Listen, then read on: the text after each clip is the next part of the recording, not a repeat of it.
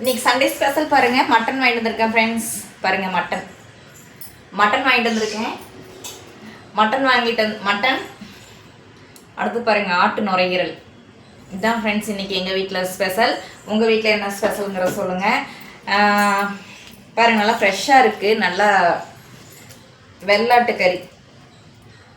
இங்கே பாருங்க சூப்பராக இருக்குங்க, நல்லா பீஸாக வாங்கிட்டு வந்திருக்கேன். இங்கே பாருங்க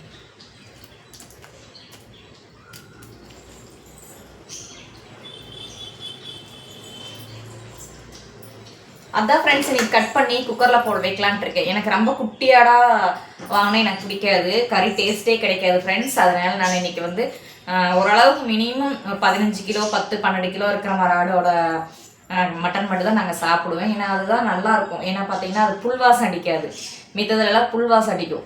சின்ன குட்டியாக வாங்கினீங்கன்னா புல்வாசம் அடிக்கும், சாப்பிடவே முடியாது, டேஸ்ட்டு கிடைக்காது, அந்த மட்டனோட டேஸ்ட்டே வராது.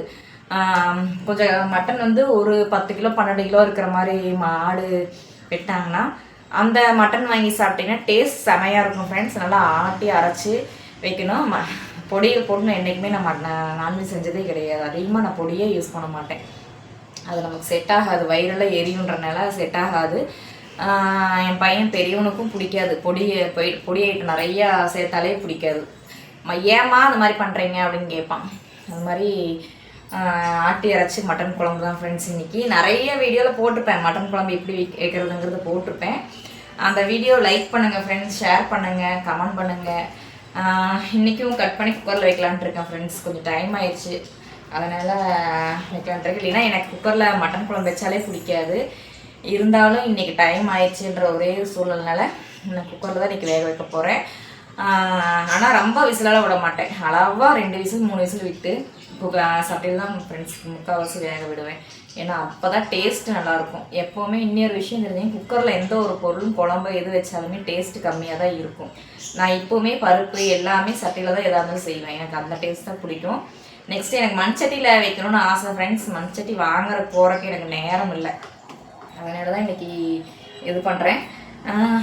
வீடியோ பாருங்கள் ஃப்ரெண்ட்ஸ், கண்டினியூவாக பாருங்கள், சப்போர்ட் பண்ணுங்கள், ஷேர் பண்ணுங்கள், லைக் பண்ணுங்கள், சப்ஸ்கிரைப் பண்ணுங்கள். நெக்ஸ்ட்டு பாருங்கள், ஃபுல்லாக வீடியோ ஃபுல்லாக பாருங்கள், ஸ்கிப் பண்ணாமல் பாருங்கள்.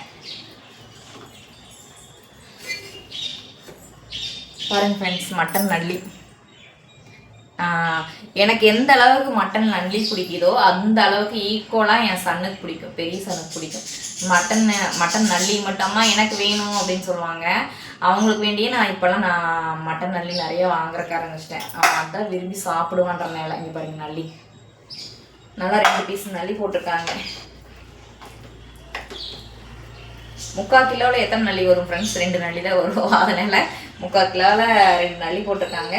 அதே ஜாஸ்தியாக ஃப்ரெண்ட்ஸ், இதே மிச்சமாகும் இன்னைக்கு நாளைக்கு எல்லாம் சேர்ந்து சாப்பிட்ருக்கணும்.